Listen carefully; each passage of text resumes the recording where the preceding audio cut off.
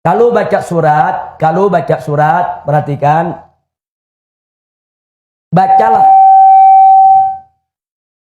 bacalah surat yang lebih dulu, jangan baca yang belakangan. Contoh, kita mau baca surat Wal Asri dengan kuliah.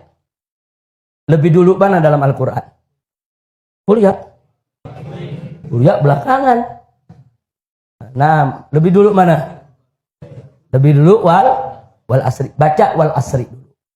Baca Wal Asri dulu di rakaat pertama, nanti rakaat kedua baru kuliah. Atau kalau kita baca Wadduha dengan Alam Nasrah. Rakaat pertama Wadduha, rakaat kedua Alam Nasrah. Seperti tadi sholat tarawih, witirnya.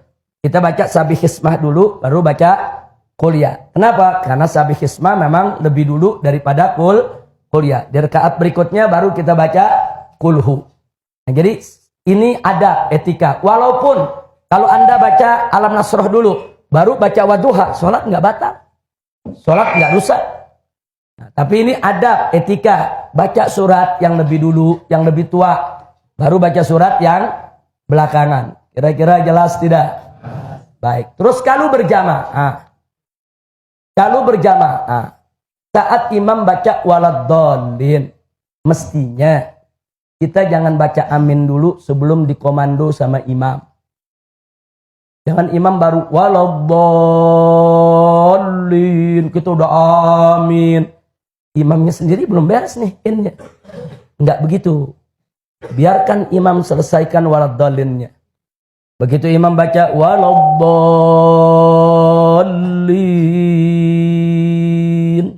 jangan baca amin. Begitu imam baca kita ikut. Amin itu ikut komando imam. Jadi kalau imam belum kasih komando amin, kita jangan baca amin.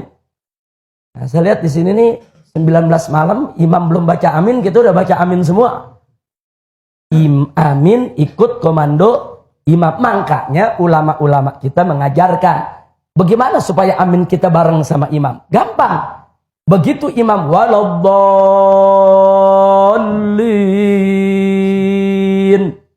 baca Rabbighfirli walidayya, baru kita baca amin.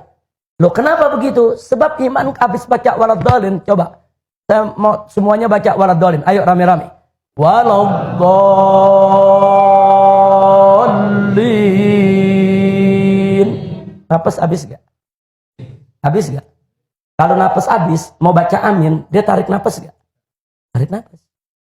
Nah, sementara imam tarik napas untuk baca amin, kita baca Rabbighfirli walidayya. Jadi berikan kesempatan kepada imam untuk tarik nafas dalam rangka membaca amin. Saya yakin kalau imam dikasih kesempatan waladdallin, tarik nafas, imam baca amin, Anda sudah selesai baca Rabbighfirli walidayya. Bisa dipraktekkan? Ayo kita coba. Waladdallin.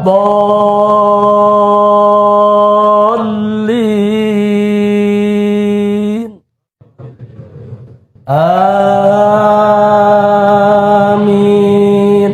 Saya imam lagi tarik nafas, Anda baca Rabbighfirli walidayya, kira-kira aminnya bareng tidak?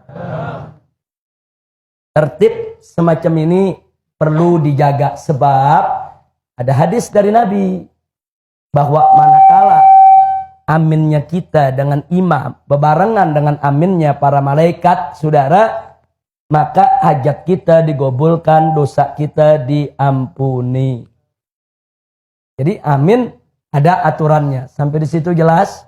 Baik, langsung saja. Kita tidak mau panjang-panjang bertele-tele lagi, udah selesai. Maka begitu kita masuk, selesai daripada baca surat, sekarang kita ingin ruku. Ruku, perhatikan.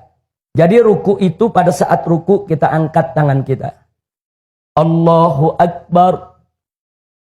Tangan ini disunnahkan untuk diangkat. Seperti kita takbiratul ihram. Allahu Akbar. Minimal ruku.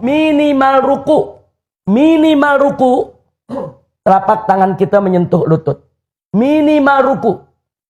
Jadi kalau ada orang rukuknya begini, ini tangan sampai gak ke lutut? Ini belum sah. Minimal ruku, tangan sampai ke lutut. Walaupun ini punggung ini belum lurus nih. Tapi tangan udah sampai ke lutut. Ini udah sah.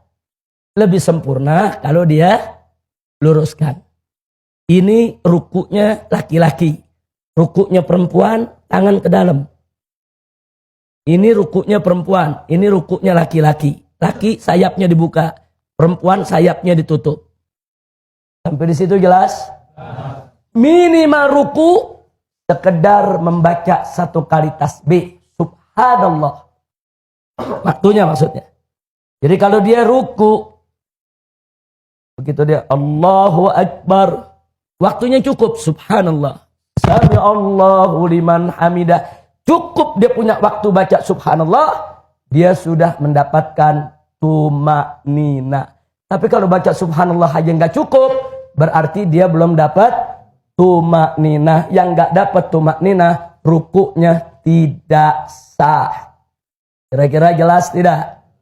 Nah, tapi yang bagus jangan cuma subhanallah. Yang bagus subhana rabbiyal azimi wa bihamdi. Lebih bagus lagi kalau 3 kali dibaca. Minimal 1 kali. Tapi lebih bagus lagi kalau 3 kali. Nah, kira-kira jelas tidak? Tapi kalau dibaca paling sedikit berapa sih ruku? Ya paling sedikit subhanallah. Cukup baca subhanallah, tumaknina rukunya dia dapatkan. Tapi kalau sholat jangan berhitungan sama Allah, jangan pelit. Cuman subhanallah tuh pelit bener. Nah, minimal kita baca subhana rabbiyal azimi wa bihamdi. Walaupun cuman sekali. Yang afdal 3 kali. Kira-kira jelas tidak? Paham? Nah, baik. Sekarang kita bangkit. Waktu kita bangkit, sami Allahu liman hamidah. Tangan diangkat lagi. Seperti kita takbiratul ihram. Sama, laki sayapnya dibuka, perempuan sayapnya ditutup.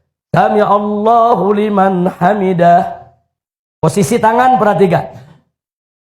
Bagi orang yang bisa mengendalikan tangannya, luruskan saja, tidak usah sedekap. Tapi bagi orang yang tidak bisa mengendalikan tangannya, lebih baik dia sedekap lagi. Jadi jangan kaget ada yang sholat begitu sami Allahu liman hamidah, ada yang sedekap lagi. Kenapa? Dia mau jaga supaya tangannya nggak bergerak. Sebab ada orang begini. Sami Allahu liman hamidah. Ada yang begini. Ini bisa membatalkan sholat. Dia bergerak nih begini nih. Jadi kalau dia nggak bisa kendalikan tangan, ini namanya dia nggak bisa kendalikan tangannya. Kalau dia nggak bisa kendalikan tangan, apalagi sudah jadi kebiasaan dia, mungkin dari kecil dia emang demen begini, saudara sampai gede nggak hilang-hilang. Nah, jadi kalau memang dia nggak bisa kendalikan tangannya, langsung saja. Sami Allahu liman hamidah, sedekap lagi. Tapi kalau bisa kendalikan tangan, bagusnya tidak sedekap. Jadi perhatikan. Sami Allahu liman hamidah.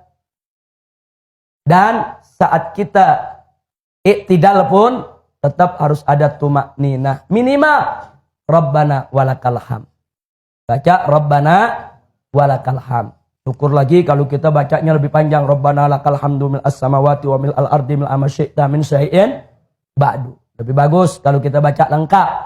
Tapi kalau kita mau baca singkat, Rabbana walakal hamd, boleh. Sampai di sini jelas? Jelas? Baik, sekarang sujud. Perhatikan.